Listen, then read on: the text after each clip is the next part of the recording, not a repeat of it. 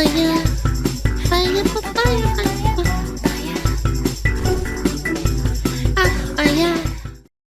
Anyway, let's do it. Point when it comes to the consideration of any issue relating to free speech is my passionate belief that the second most precious thing in life is the right to express yourself freely. The most precious thing in life, I think, is food in your mouth, and the third most precious is a roof over your head. But a fixture for me in the number 2 slot is free expression, just below the need to sustain life itself. Mm-hmm. That is because I have enjoyed free expression in this country all my professional life and fully expect to continue to do so.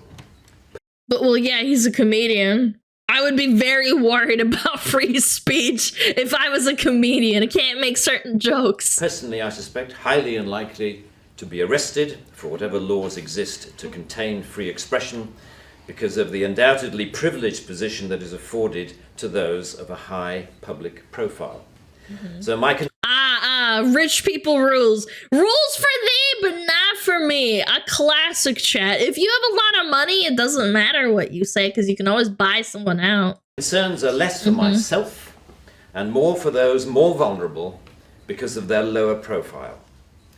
Like the man arrested in Oxford for calling a police horse gay. Oh man, there was a lot of people in my school, and I'm pretty sure everywhere, where kids would say everything was gay. Arrest the children retroactively, chat! Can you believe that, dude? That is insane, man! Holy! Or the teenager arrested for calling the Church of Scientology a cult. They arrested a teenager for saying the truth. It's literally a cult, though. By definition.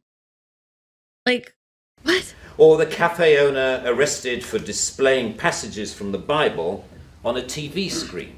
What? When I heard of some of these more ludicrous offences and charges, I remembered that I had been here before in a fictional context. I once did a show called Not the 9 O'Clock News some years ago, and we did a sketch where Griff Rhys-Jones played Constable Savage, a manifestly racist police officer to whom I, as his station commander, is giving a dressing down for arresting a black man on a whole string of ridiculous, trumped-up and ludicrous charges. The charges for which Constable Savage arrested Mr. Winston Kadogo of 55 Mercer Road were these: walking on the cracks in the pavement,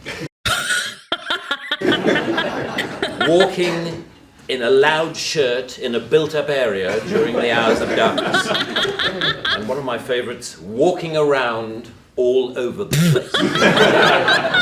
He was also arrested for urinating in a public convenience and looking at me in a funny way. Who would have thought that we would end up with a law that would allow life to imitate art so exactly? I read somewhere a defender of the status quo claiming that the fact that the gay horse case was dropped after the arrested man refused to pay the fine, and that the Scientology case was also dropped at some point during the court process, was proof that the law was working well, ignoring the fact that the only reason these cases were dropped was because of the publicity that they had attracted. Of course, naturally. Yeah, giving it attention. Geez. If you have money or you get public attention, we might want to drop that. Mm-hmm. The police sensed that ridicule was just around the corner and withdrew their actions. But what about the thousands of other cases that did not enjoy the oxygen of publicity? Damn, he's such a well-spoken individual. It's crazy. That weren't quite ludicrous enough to attract media attention. Even for those actions that were withdrawn, people were arrested, questioned, taken to court, and then released. You know, that isn't a law working properly. That is censoriousness of the most intimidating kind. guaranteed to have, as Lord Deer says, a chilling effect on free expression and people too scared to say what they want to say. It's an actual, like, state of fear. Free protest. Parliament's Joint Committee on Human Rights summarised, as you may know, this whole issue very well by saying, while arresting a protester for using threatening or abusive speech may, depending on the circumstances, be a proportionate response, we do not think that language or behaviour that is merely insulting should ever be criminalised in this way. The clear problem with the outlawing of insult is that too many things can be interpreted as such. Criticism is easily construed as insult by some. Yeah, if you are insulting, like, someone's dish or ability to cook, like, they can say they feel offended. That's why in America, it's so much better to have the freedom of speech. You can insult someone and say whatever you want. It's so scary to me that these people in this country can interpret anything as an insult, and that's it. You can get... Yeah, you can sue someone for defamation. That's different, though. You can't get arrested for insulting someone. Ugh. That is awful. I feel so bad. Certain parties. Ridicule, easily construed as insult. Sarcasm, unfavourable comparison, merely stating an alternative point of view to the orthodoxy can be interpreted as insult. And because so many things can be interpreted as insult, it is hardly surprising that so many things have been. And also, if you're being arrested, that goes through the justice system. How do you define something as an insult? As soon as you start having people defining things and trying to put in concrete, like, lines in the sand of, like, oh, well, this is an insult and this isn't, you're also constricting language. It's so scary, dude. I never would have thought that the actor for Mr. Bean, who literally is like a comedian actor, who's known for being goofy, could be this well-spoken and speaking about the troubles and plights of the UK system of freedom of speech, or like what they don't have. As the examples I talked about earlier show.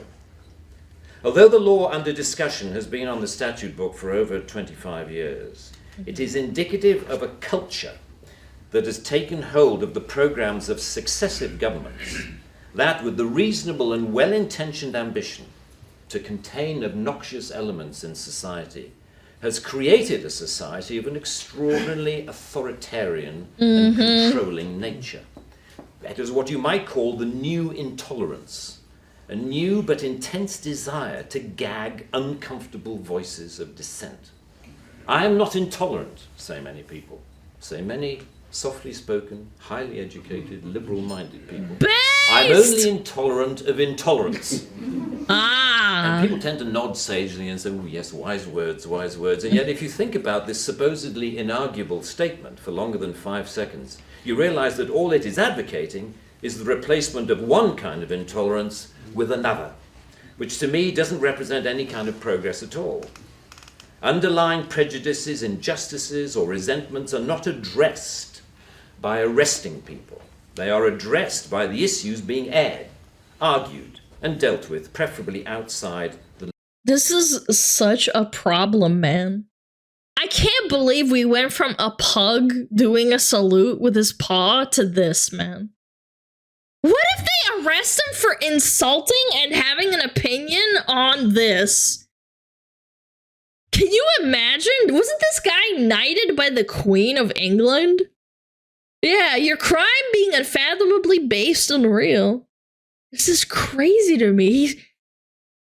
What world am I living in, man? Legal process. For me, the best way to increase society's resistance to insulting or offensive speech is to allow a lot more of it. As with childhood diseases, you can better resist those germs to which you have been exposed. We need to build our immunity to taking offence so that we can deal with the issues that perfectly justified criticism can raise.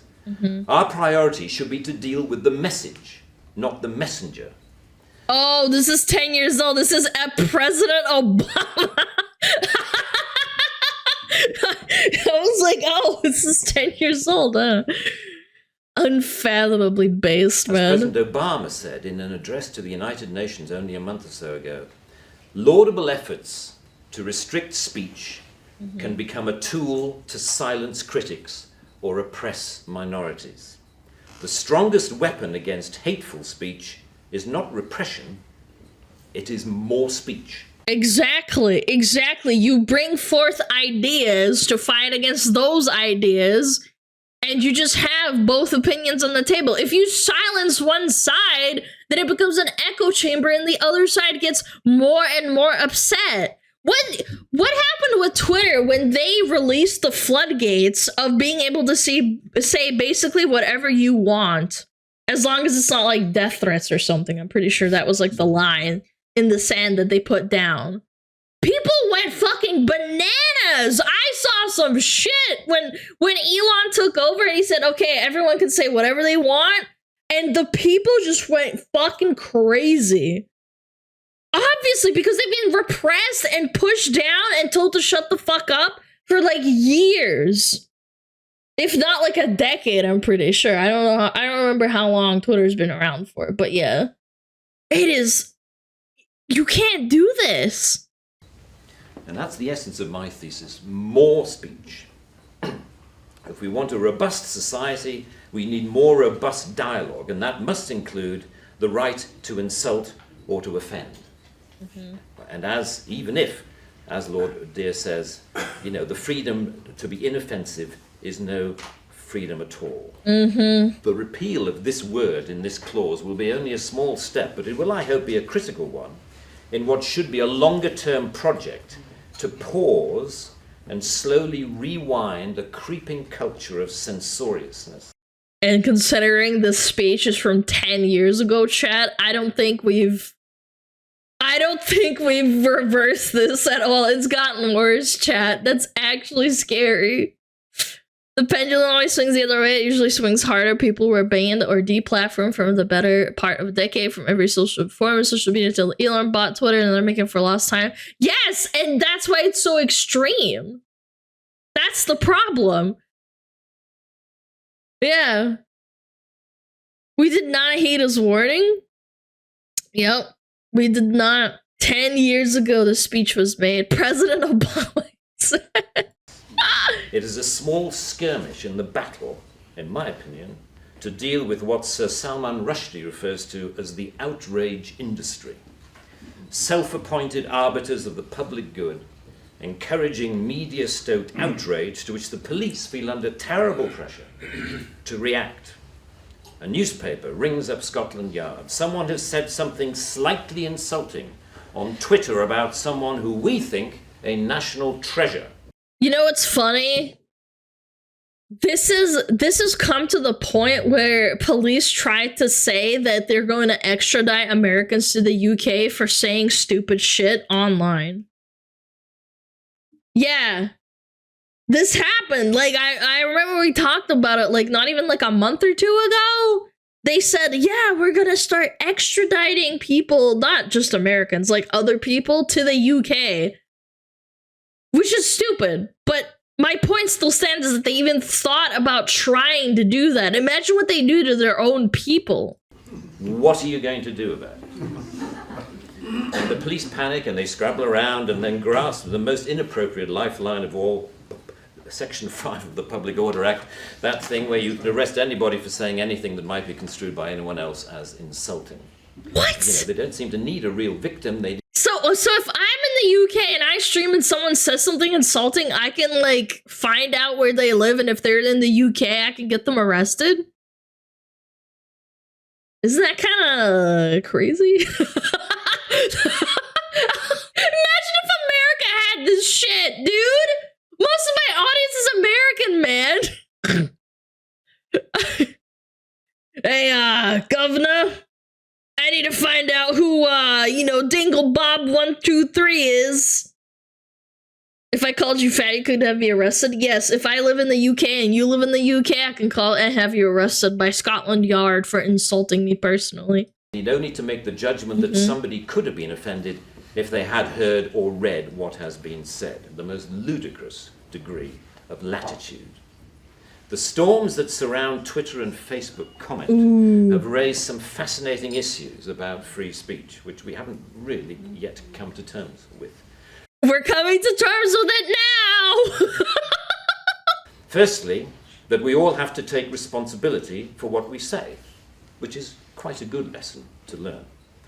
But secondly, we've learned how appallingly prickly and intolerant society has become of even the mildest adverse comment. Oh yeah, for sure. The law should not be aiding and abetting this new intolerance.